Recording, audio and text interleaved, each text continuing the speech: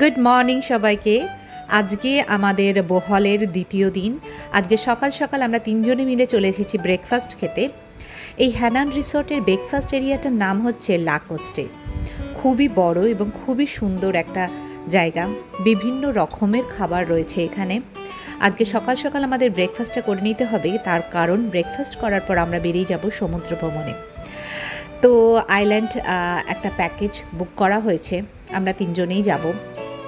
যদিও আমাদের বন্ধুরা আজকে রাত্রে এসে পৌঁছবে, তো তাদের ছাড়াই আমরা বেরোবো, কেননা আমাদের হাতে কম সময় রয়েছে। সেই কম সময়ের মধ্যে যতটা পারা যায় ভ্রমণ করে নেওয়া যায় আর কি। তো লাঞ্চটা আমরা আজকে কোনো একটা আইল্যান্ডে করব, তার জন্য আজকের ব্রেকফাস্টটা আমাদের এখান থেকে খুব ভালোভাবে করে নিতে হচ্ছে, যাতে আমাদের বেশ খানিকটা সময় পেটটা ভরা থাকে।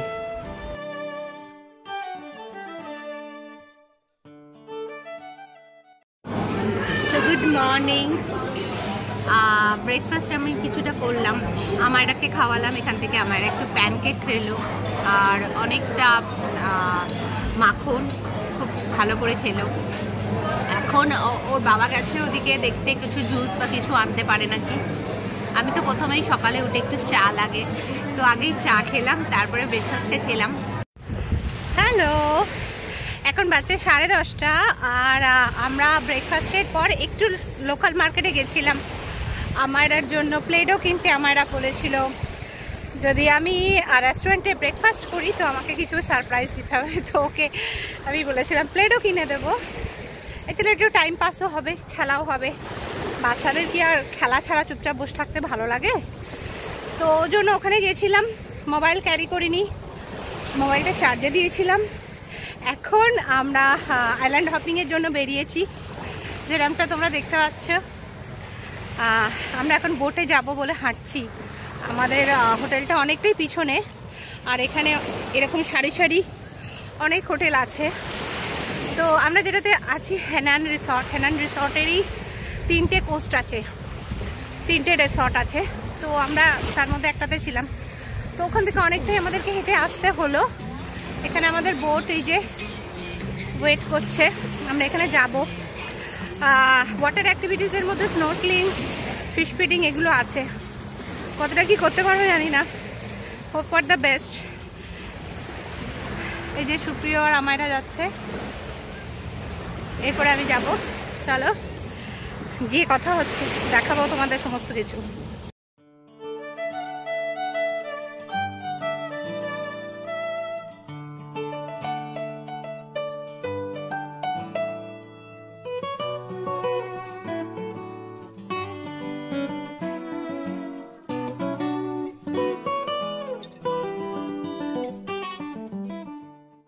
কি অপূর্ব দেখতে লাগছে দেখো, ওই দূরের আইল্যান্ডটাই বৃষ্টি হচ্ছে, তার জন্য ওই জায়গায় মেঘটা কি সুন্দর কালো হয়ে জমে আছে, আর উপর থেকে যে লম্বা লম্বা দাড়ির মতো দেখতে লাগছে ওগুলো হচ্ছে বৃষ্টি।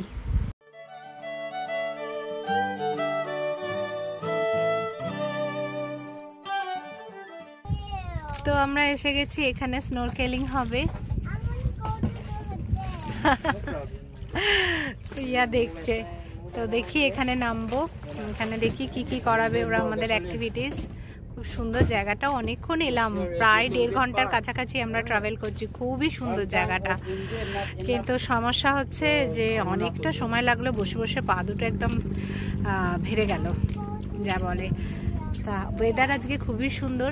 প্রথমে যখন আসলাম একটু মেঘলা ছিল, এখন আবার একটু সানি হয়েছে, দেখি কেমন লাগে। তো আমাদের এখন এইটা থেকে নেমে এই যে ছোট্ট বোটটাতে করে যেতে হবে স্নোরকেলিং এর জন্য। আর ওখানে ওই যে স্নোরকেলিং এর জন্য যা টাকা পয়সা লাগবে সেটার বিল করাচ্ছে। তো দুটো জায়গায় আমরা যাব ঠিক করেছি, টার্টল দেখতে যাব আর আরেকটা কি যেন সুপ্রিয়, কোরাল দেখতে যাব। তো 300 পার পারসন লাগবে, দুটো স্পটে 3,600। তো আমরা এবারে এই ছোট বোটটার মধ্যে উঠে পড়েছি, এই যে ছোট বোটটায়। এই যে সুপ্রিয় এখানে বসেছে, আমায়রা এখানে বসেছে। ভীষণ সরু, ভীষণ ন্যারো এটা একটা। যাই হোক, এই যে এই আইল্যান্ডটার নামটা কি বললো যেন? পামেলাকান আইল্যান্ড। এই যে পামেলাকান আইল্যান্ড। তো আইল্যান্ডে আমরা পরে আসবো, একটু ওইখানটা পরে বিচটা এনজয় করব। কিন্তু এই জল দেখতে পাচ্ছ পুরো সবুজ, মানে তলার কোরালের জন্যই জলের কালারটা চেঞ্জ হয়, খুবই সুন্দর লাগছে।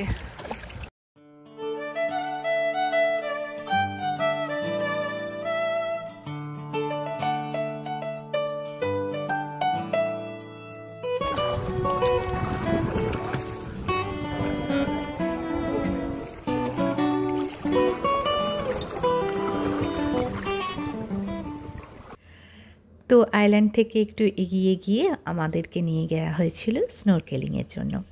তো আমার সাথে এই কুইয়াটা ছিল যে আর কি আমাদের গাইড, সে আমার হাত ধরেছিল, নইলে তো ভয় লাগবে অবশ্যই। তো নিচে প্রচুর কোরাল দেখলাম, খুবই সুন্দর। কোরালের জন্যই জলটা এরকম সবুজ দেখতে লাগে। আর তার সাথে প্রচুর রকমের মাছ দেখলাম, ক্লাউন ফিশ দেখলাম, গ্রিন কালারের এত সুন্দর সুন্দর ফিশ দেখলাম যে কি বলবো। কত রঙের মাছ দেখলাম, শুধু গ্রিন কেন, লাল, তারপরে নীল, বিভিন্ন রকমের হলুদ, এত ভালো লাগছিল দেখতে। আর সব থেকে বড় পাওনা হলো এই টার্টেলটার ওপরেরটাতে আমি সাঁতার কাটছি আর টার্টেলটা সাঁতার কাটছে নিচে। এটা আমার কাছে একটা মানে ভীষণ ভালো অভিজ্ঞতা। টার্টেল দেখা, যে এইভাবে টার্টেল দেখতে পারবো আর টার্টেলের সাথে একই সাথে সাঁতার কাটতে পারবো, এটা আমার কাছে একটা সত্যি একটা বড় অ্যাচিভমেন্ট।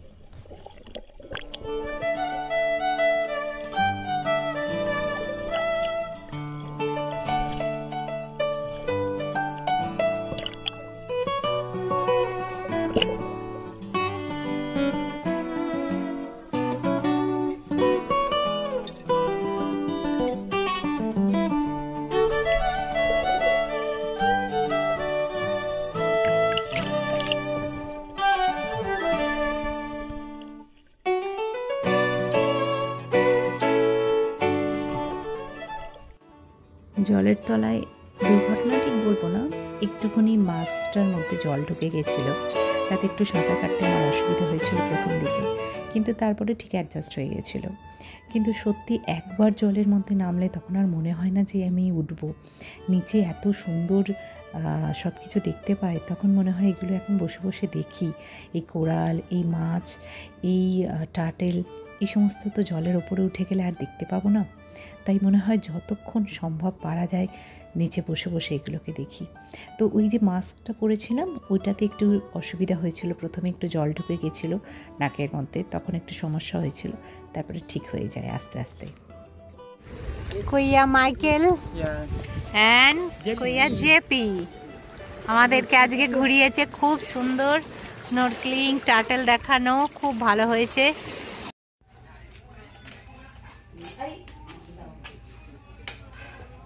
আমি এখন আমায়রাকে খাওয়াচ্ছি যেই ভাতটা হোটেল থেকে রান্না করে এনেছি সেই ভাতটাই, আর এখানে আমাদের খাবার অর্ডার দেওয়া হয়েছে সেই খাবারটা আমরা এখন লাঞ্চ টাইম হয়ে গেছে।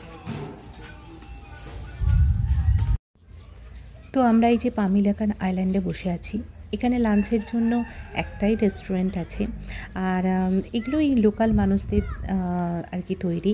তো খুবই সুন্দর এই আইল্যান্ডটা, এত সুন্দর, মানে এখানে খুব কম টুরিস্ট আছে যেহেতু এটা অনেকটা দূরে মেন আইল্যান্ড থেকে। তো এখানে খুব কম টুরিস্ট আছে, দেখেই নিশ্চয়ই বুঝতে পারছেন সে একদম লোনলি প্ল্যানেটের মতো।